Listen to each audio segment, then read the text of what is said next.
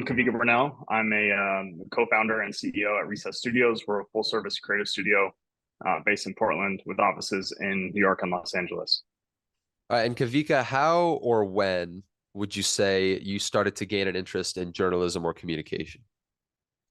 Yeah, I mean, honestly, I went to school with the intent to study sports business. And my path to the J school was truthfully a little bit by default. Um, there was components of the business school that didn't necessarily align with where I was at from an education perspective. So I went the creative route, and I think my interest and passion for ad and journalism really came through the advertising route. So landed in the ad school my sophomore year, and then from there had sort of built over the course of sophomore, junior, and senior year. So coming in with an interest in sports business and then switching to advertising, how did you find the Emerald? Like, what did they come to one of your lectures? Did you see a newspaper or something? And then, like, what were you hoping to get out of them as an advertising student? Yeah, so my interest in advertising really was still on the business side. So in the most traditional sense, I was really pursuing the account management path. And as a student, I was looking for opportunities that gave me account management experience, and that ultimately led me to the Emerald on the sales team. So I had identified the Emerald obviously as a great run organization on campus, and from my perspective, they provided an opportunity not only to make a little bit of money while I was in school, but also to further my education in an industry that I knew that I wanted to be a part of. So I had seeked out the Emerald, but definitely appreciative, very appreciative of my experience there. And did you work on any other student clubs or anything while you were there, like Warsaw or Allen Hall advertising Yeah, or anything like that? yeah, I was in Allen Hall Advertising. Another great student group, of course, but I worked as an account manager there. Okay, so would you say that most of the work that you did, both at the Emerald and there, was less on the creative side of things, or did you still produce content at any point during your time at the SOJC? No, I was solely focused on relationships and the business side of advertising. So at the Emerald, I was working on this ad team and sales, and at the Allen Hall Advertising, I was an account manager and oversaw the baseball account. Gotcha. Okay, so you get your degree in advertising in 2013. Right out of the gate, what did you do for jobs, internships, or anything like that before starting your marketing agency, which we will get to later in this interview? Yeah. Yeah. I mean, I was, obviously like most students had student debt that I needed to pay for. So I was pretty eager to have opportunities lined up at the time of graduation. So junior year, I was able to get an internship during the summer heading into my senior year at an agency in Portland.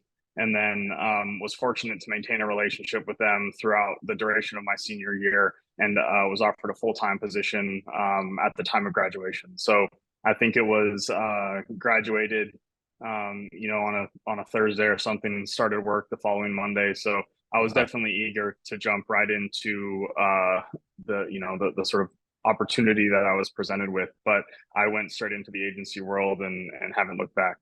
Mm. And you mentioned this a little bit before we started recording here, but you also worked for my current employer, the Eugene Emeralds of the MILB. Was that during your college career, or was that also post?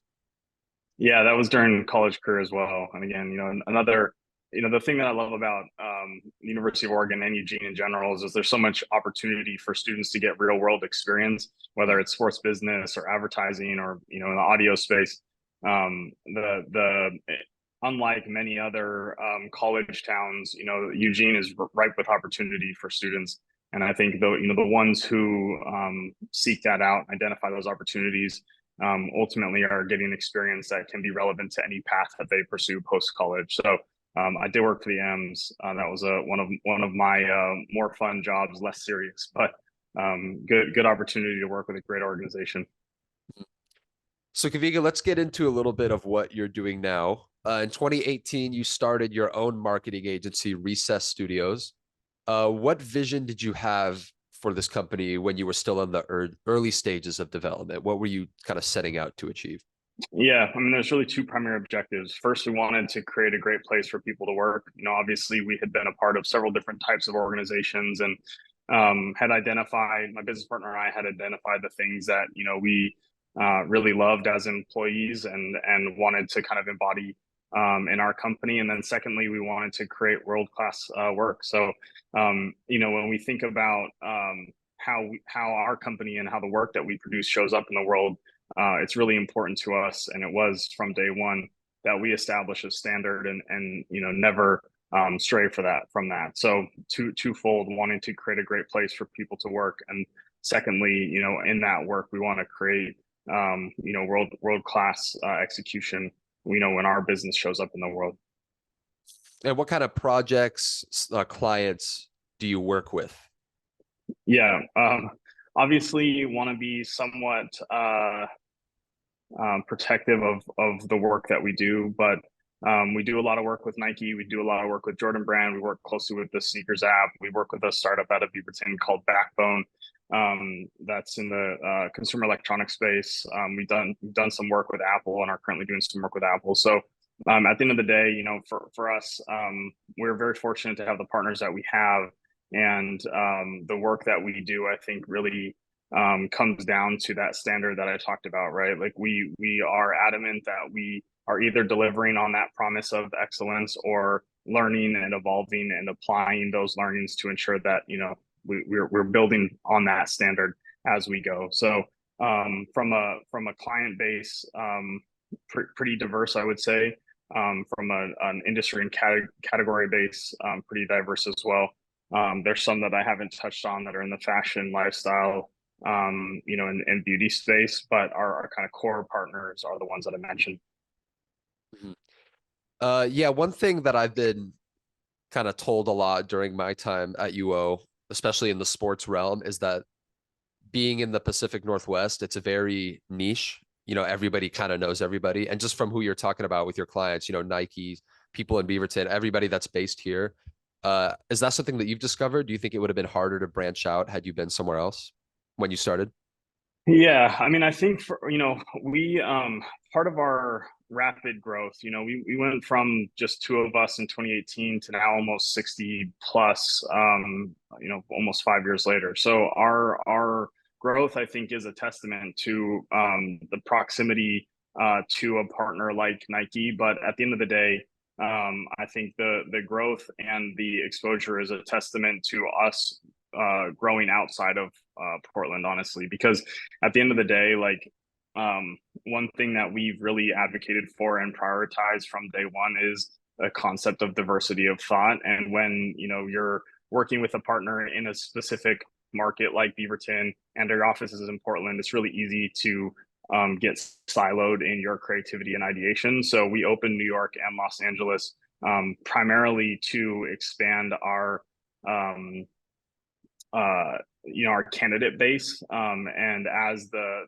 candidate pool has grown, and the work that we've done has expanded as well, we see the global influence, come through major markets like New York and LA and trickle into our work that we do out of Portland. So it's definitely, I think there's definitely an element of us being close to partners like a Nike or a Backbone. But I also think there's a balance of us, advocating for growth to markets that have global influence or more global influence than a city like Portland or Beaverton, and using that as a means to really build our team and sort of shape our perspective on the work that we do. Is there one marketing campaign, collaboration, or client or anything like that that has stood out to you during your time at Recess Studios that maybe you're allowed to talk about? Yeah, I mean, there's a lot of amazing work that we've done. We've been very fortunate to work on some really exciting projects. I think I'm always hesitant to go too far into detail on this question, just given the volume of work that we've done. I will say that we just launched the Attack with John McEnroe and Travis Scott. That was a campaign that we had sort of worked on from the very beginning. So I'm excited about that one, but I think taking a step back and thinking about the business as a whole and the duration of the time that we've been in business. I think the projects or opportunities that have resonated with me the most are the ones that give us an opportunity to impact the communities that we came from. So it's Tigard for me. My business partner's from Canby, so both sort of Portland metro area. But we've done some stuff with our elementary schools, whether it be toy drives or strategy initiatives to work on increasing attendance that have been really fun challenges. And I think the impact of those opportunities is much more gratifying, just given the reality of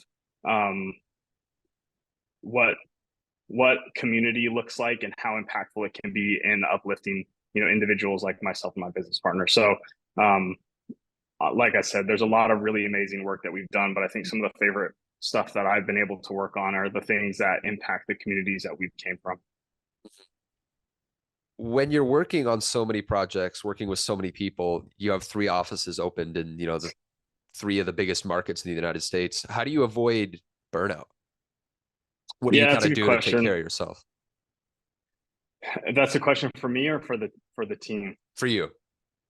Um, I think it's really just a mentality thing, and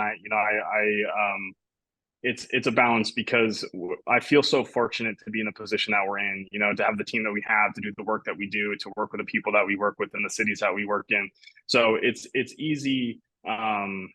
It's easy not to burn out when you're as appreciative of the sort of situation that we're in. But in terms of trying to manage it all, I think it's just about keeping it in perspective, right? Like there are some times very early on in our business where something would sit with me for several days, and I think I very quickly had to learn that rather than dwelling on something, the best thing to do is to digest it and then sort of take action. So keeping things into perspective and then building action plans around the solutions and learning from it, right? Like the only thing that we can really do in the position that we're in is when we don't have somebody necessarily guiding us, is to set that path for ourselves, to build our own guardrails, test and learn, and then apply our learnings in real time. So for me, it's really about keeping things into perspective, finding the joy in the little things, and at the end of the day, ensuring that we're setting those guardrails for ourselves using the data that we capture along the way and then applying it in real time. Yeah, Kavika, obviously the Emerald isn't quite on the scale of what you're doing now at Recess, but is there anything that you could take from your time there, maybe perhaps like working in a team or anything like that, that you've Yeah, I mean, implemented sorry, at go ahead. Recess? Yeah, I mean, I think the team component is the number one element, right? And I worked on the sales team, so we were very competitive. The not to give ourselves too much pat on the back, but really the livelihood of the Emerald as a whole was on the sales team's shoulders because of the revenue that we generated, right? And obviously, quality content, all that stuff means a lot to retention. But at the end of the day, we there was a lot of pressure on us to perform. And the time that I was actually at the Emerald was a really interesting time in media as a whole, because it was really when, at least in student media, there was a transition from traditional to, a more digital first approach. And so I think for us, it was a really exciting to be a part of that growth, to identify new ways to generate revenue, whether it be through digital ad packages or the combination of digital and print. And so there was a component of being innovative in the way that we approached our work that still resonates and has trickled through to our business today. And I think will give a credit to the team that we worked with at the Emerald for really pushing us not only to understand the needs of the businesses that we worked with, but to understand the services and the components that we were selling. Because at the end of the day, it was the combination of those two things that ultimately made us successful and helped move the Emerald forward for the short time that we were there. So definitely the team aspect, absolutely, but I also think that there was an element of being innovative in the way that we approached our work so that it aligned with the needs of the business and the Emerald, but also with the needs of the, of our customers, and the small businesses of Eugene. So now, having started in Portland and having offices in New York and Los Angeles, what other goals or aspirations do you have for Recess? Like, what's next? What would you like to see happen? Yeah, yeah.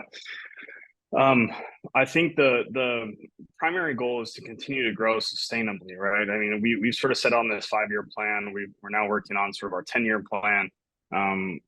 And really it's ensuring that we never get too far ahead of ourselves. Obviously there's the need to be proactive in our growth, but at the end of the day, we want to make sure that every role that we have, at the business, and every partner that we have is a product of a sustainable business model. So near term, we want to continue to grow sustainably. Long term, we're starting to talk about international expansion.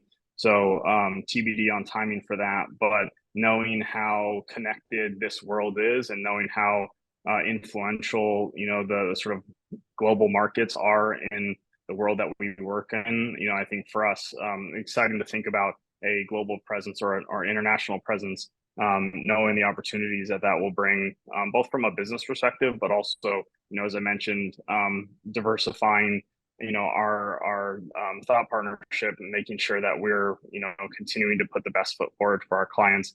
I think having an international presence ultimately moves that faster, quicker. So aside from that, we're pretty focused on continuing to put a great product in front of our partners and out to the world. All right, Kawika, we're gonna end it with one last question, which is, what is one piece of advice you would give your freshman self just starting out at the Daily Emerald? Yeah, this was one of those questions that I sat on for a bit to think about, because it's, trying to distill it down into one point. I think the single most important piece of advice that I would give is to have an informed perspective and share that perspective, right? Because I think that's the transition from a student to a professional. You're sort of going from capturing information to inform your perspective to being paid for your perspective. And I think so many, we see it all the time, but there's, so many times a young person will join the business and be hesitant to share their perspective. And obviously there's a balance, that you want to stay informed and make sure that what you're sharing is informed. But at the end of the day, I would love to see more and more people taking initiative to have informed perspectives and sharing them, because so much of the information that we seek and that our clients seek lies within the, sort of in the knowledge base of young professionals. So the probably the most important part is to have an informed perspective. And I think secondly, just because this has been really important to our business, don't underestimate the power and significance of a strong work ethic, right? Like there is going to be opportunities inevitably that people will get just because they're willing to work harder than others. And I think by having an informed perspective and combining that with a really strong work ethic, that's really a foundation, from at least from my perspective, that you can't ignore.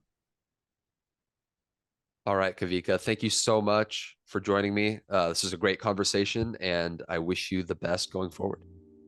Thanks so much, man. Best of luck with graduation. Thank you.